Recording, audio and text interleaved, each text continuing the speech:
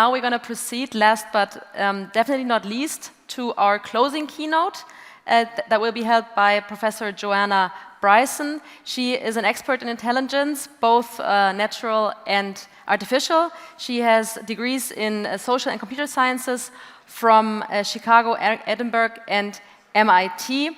And she's going to talk about human value, national security, and AI ethics today.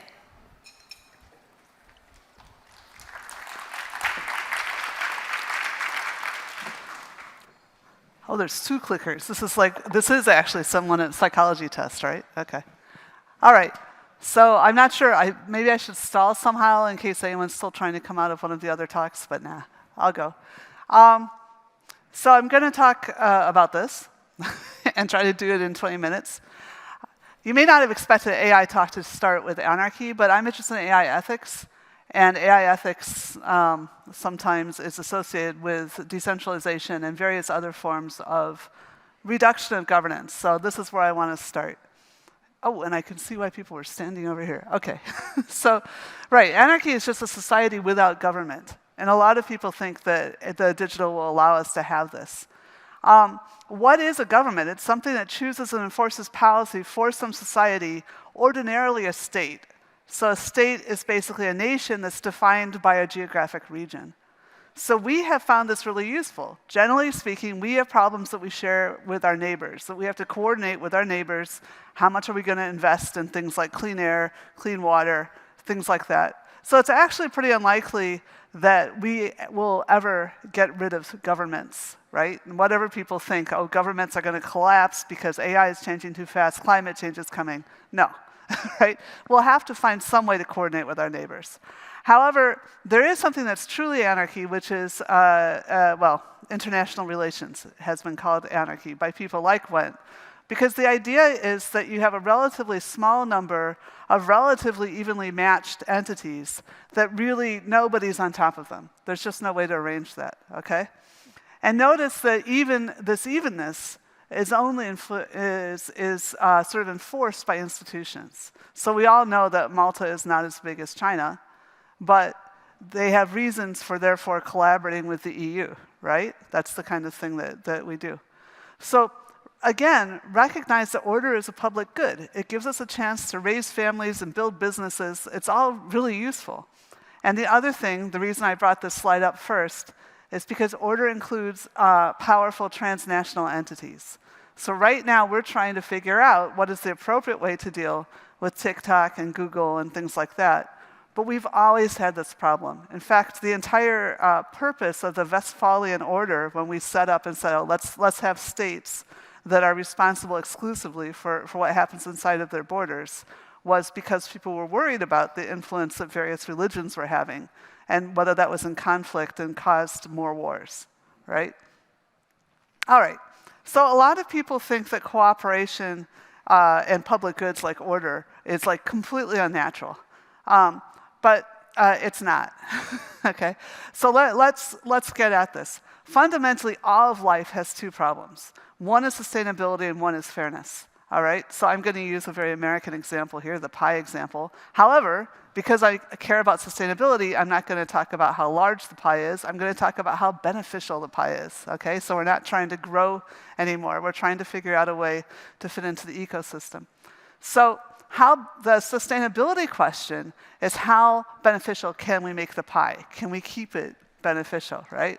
The fairness question is how beneficial is my slice of the pie? Am I able to flourish? That's basically what we're all caring about. So fairness is about caring about everyone, right? So cooperation improves the entire pie, and competition improves some slices at a cost to others, right? So the idea is that cooperation improves everybody's slices, right? So when do we cooperate? It's not unnatural. Well, okay, I'm glad this looks much better than that. Okay, good. Okay, so it's not an unnatural thing. It's not just humans. In general, if systems can find a way to improve the pie that has a better cost-benefit analysis than fighting, they will, okay? So you think that, like, Darwin said this never happened. You always have these big deer smashing their heads together, and that's nature, right?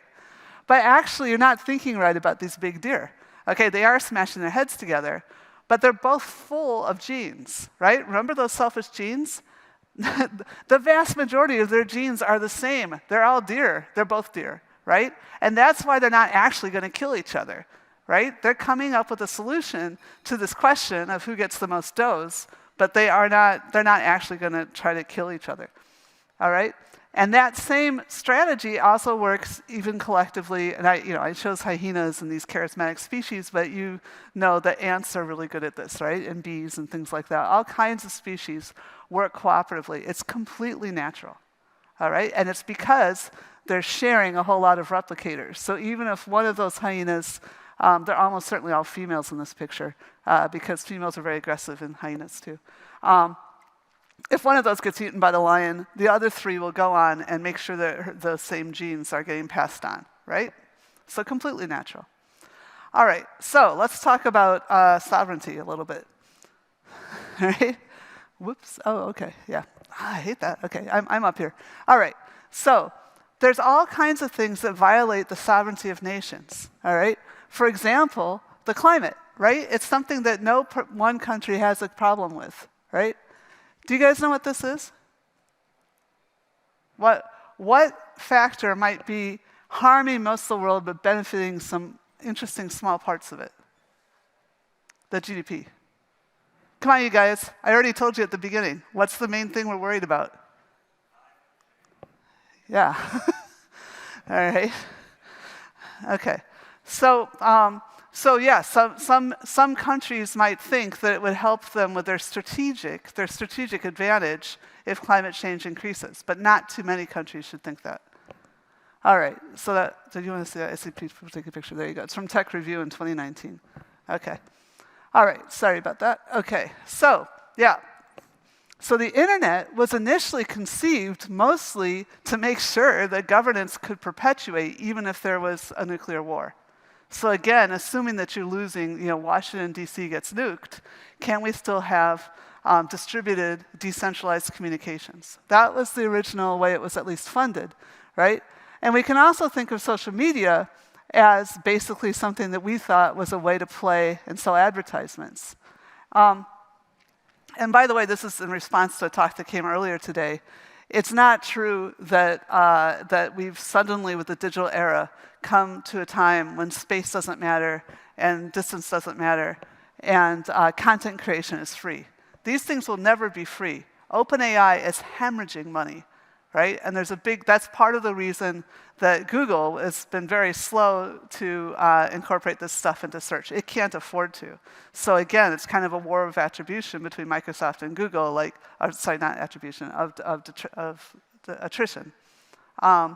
Because they're thinking about, we want to look smart, but we don't want to lose all our money to enormous electric bills, right? So it's not free. But it is true that how much it costs to have influence over distance has completely changed. And that's why the digital era creates challenges to government and governance, and that we have to rethink all of these things. All right. I mean, this is another example there. We're just selling advertisements. Everybody worries about when is AI going to take all your jobs, but whose jobs have we taken? Not by doing journalism, but rather by taking away their revenue stream, right? That's what happened. Okay. I'm pausing to let people take their pictures. Okay, you can always email me. Well, you can email me and I don't read it. But you can contact me on social media or something, and then tell me you had an email, and I will send you the slides. Okay. All right. So anyway, so let's talk a little bit more about sovereignty here. All right. So I actually remember reading the Facebook paper, and also I was terrified of not Facebook, but Microsoft, right?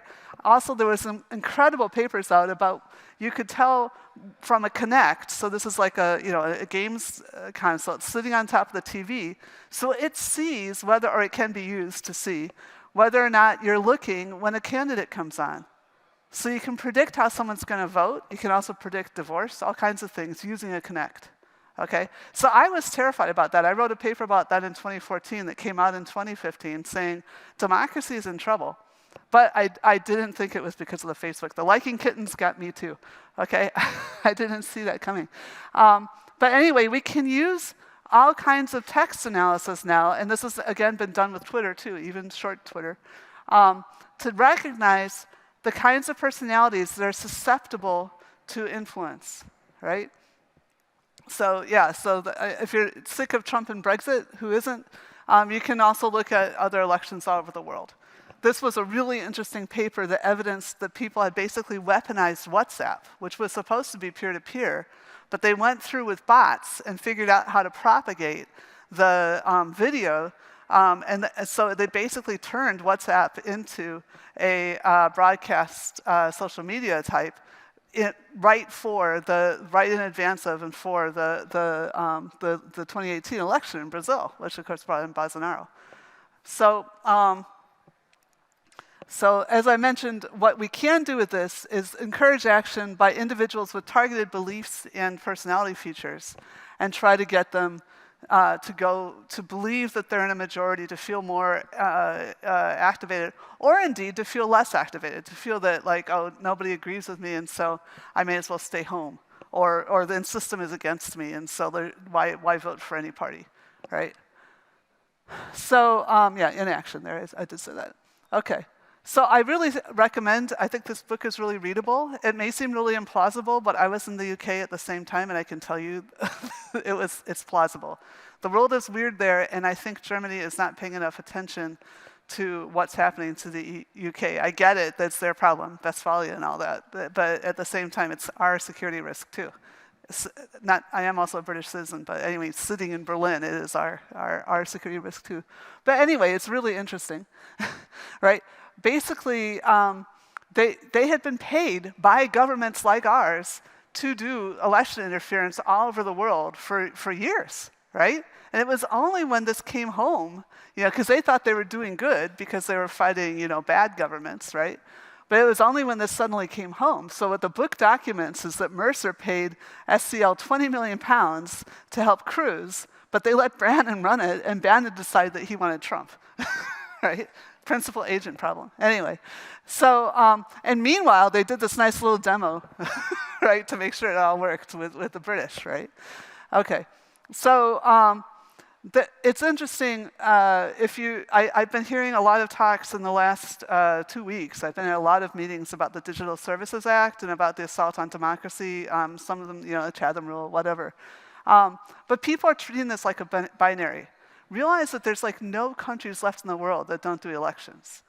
Even the single party, whatever, they have an idea of, they want to know how popular they are, how much control they have over their middle management. The fact that Belarus, what happened in Belarus happened, meant that the government was losing control. And I think we sometimes forget that Russia has basically entirely occupied Belarus at the same time that they were invading Ukraine. So anyway, it's really important to think that everybody cares about domestic legitimacy, and everybody is worried that other people are affecting their ability to govern. It isn't just democracies that are worried about this. All right. And again, to remind you about Britain, Britain, part of the way it screwed itself up was by allowing resource curse, a regulatory capture, not by oil, which is what everybody knows. Like the Norwegians said, oh no, we found oil, and then they figured out a way to do it publicly, and they don't have this problem. But the British do, right? The British had this problem with the finance industry. So I mentioned this already about how easy it is to target individuals. It isn't that you're totally creating polarization across society, and I'll talk about that in a minute. But it is possible to find individuals that are susceptible to bad ideas, all right? So, yeah, some people say data is the new oil, and in some ways that's true, right? There's some data you don't necessarily want to keep around, but in other ways it's not. If your data is redundant, you're not going to suddenly get a more intelligent system. It doesn't matter if you have 100 million people or 1 billion people. It really doesn't matter.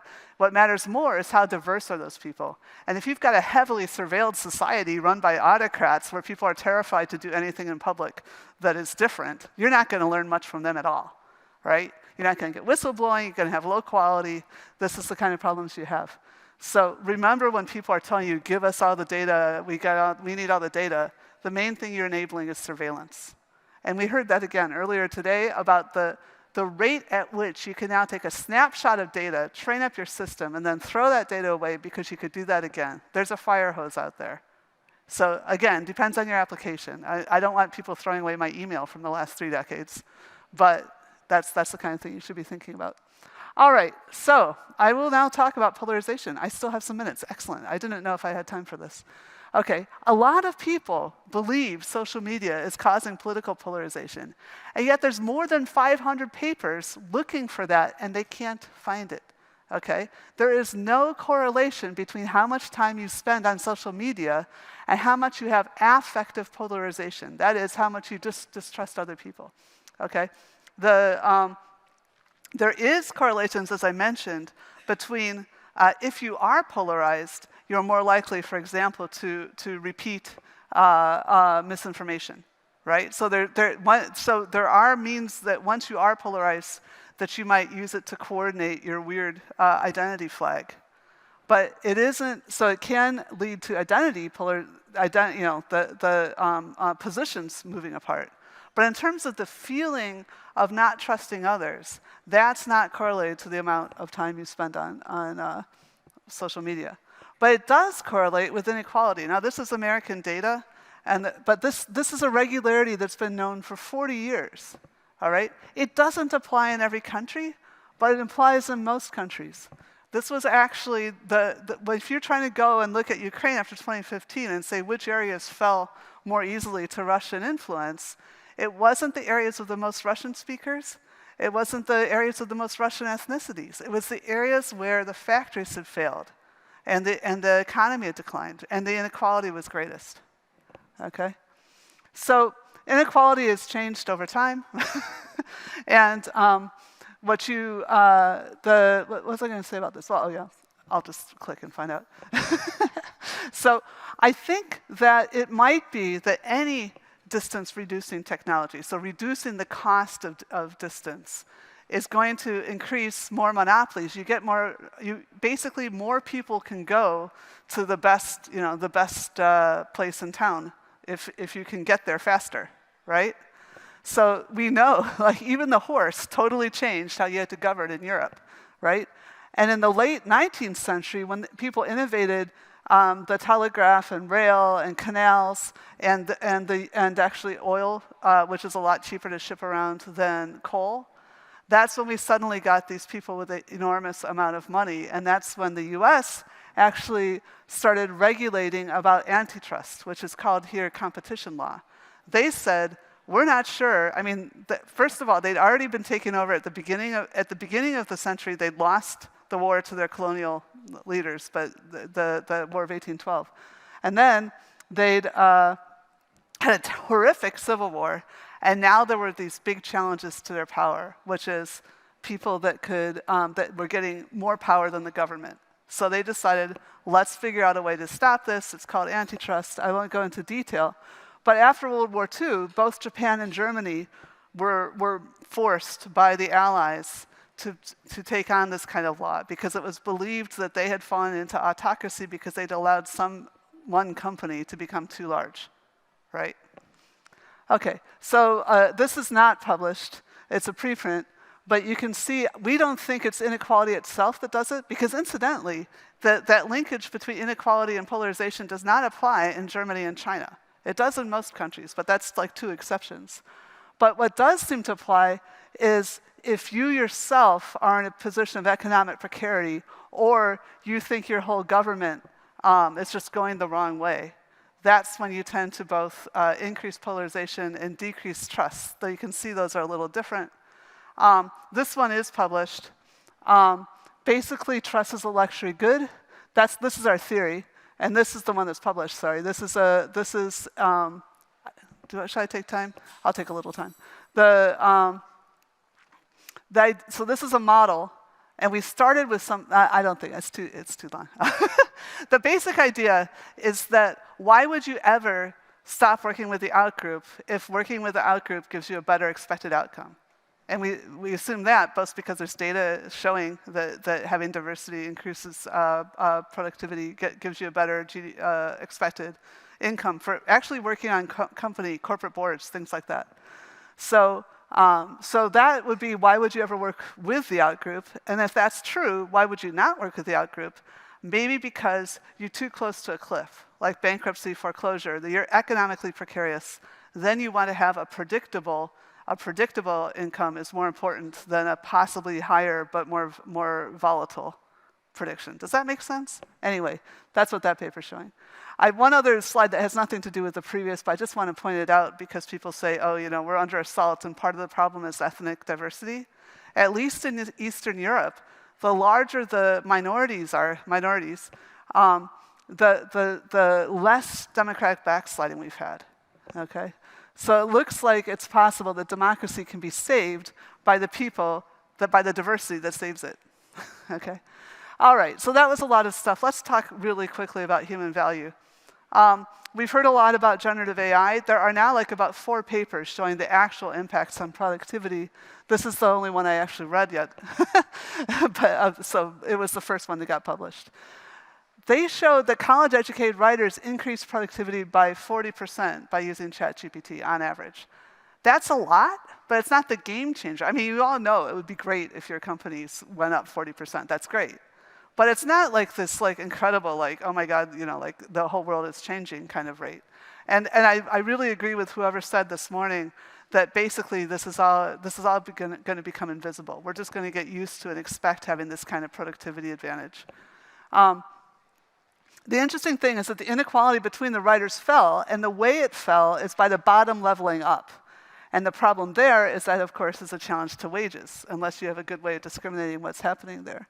Okay, the top 20% of writers actually weren't helped that much, and even though they kind of thought it was fun, stopped using the tool within a while, right?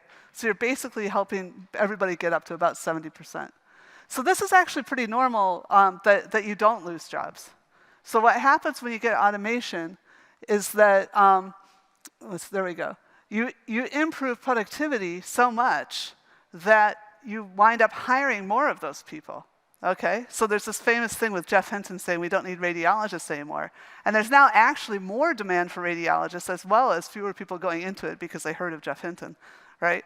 But that's because a radiologist is worth more because they can do more because there's so much AI out there. And so smaller little clinics can afford a radiologist.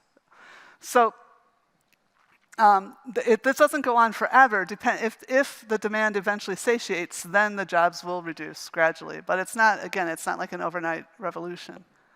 So you probably know this example. The more bank tellers. There are actually more bank tellers, I believe, still now than there were before they created ATMs. There's fewer per branch, but there's many more branches because branches became cheaper and people wanted them near where they lived, and so they built more branches. So the same guy who documented this data, and also on the previous slide, has also written a really interesting book about how in every sector the corporations that invest most in software are becoming market dominant. So we're not just talking about Google and Facebook, all right? And I think what he's basically saying is, again, about natural monopolies. If you can optimize, if you can figure out your logistics, then you no longer have this problem of scaling, right? So I think this is what AI is doing. So we need regulation if we're going to maintain diversity. He also documents that where you have monopolies, and this has been known, again, for more than a century, you get a reduction in innovation. It's not in the interest of a monopoly to change stuff, okay? And so this is a real problem. So anyway, I was just at an economics meeting last weekend. It was AI and labor economics. And some people are saying, will there be a day where AI will replace all physical labor as robots and all mental labor? What can that mean, right? What is the motive force if we have no human contribution, right? These are our devices, right? So somebody isn't reasoning adequately about what it is to run an organization. And I think what might happen is that economics and security are going to be kind of brought together more than they have been already when we're trying to reason more about this. Okay. So, but my bottom line here is that in a just society, AI extends and enhances all workers, right? We are the moral accountable core. And I want to, there was a great talk by SAP earlier today where the great question from the people here. They said, what about your own employees? And SAP said, we're retraining them so that they can use this stuff, right? And that's making them more productive. And that is something that, again, a lot of scientists working in labor law have found to be common in Germany. But in China, it is literally the law that they're trying to use this to lower wages, to use AI to lower wages and to make labor more accessible. But in Germany, it seems that the same places that implement, that are investing in AI also invest in worker re-education, right? And that's partly because of our history and our regulation. All right, so my conclusions, last slide. Technology, including corporations and governments, has to be dedicated to enhancing the abilities of its operators, which is us, okay? And this can only be achieved by cooperation, which fortunately, as I mentioned, is natural. We can produce entities, and to keep that cooperation, we have to figure out how to produce entities at sufficient scale to be peers, right? And so that's why we need to work with the European Union, which is why I Brexited and came here, right? That's why we're working on the AI Act. So gross levels of inequality undervalue human lives, producing volatility, risk, and destruction. The last time we had inequality this high, what we were rewarded with was World War I. Okay? So that doesn't make sense. We know the solutions. We need to go back to them. Intelligent technology doesn't really alter any of this, except it is one of the things that increases our capacity to cooperate and find solutions. So thank you.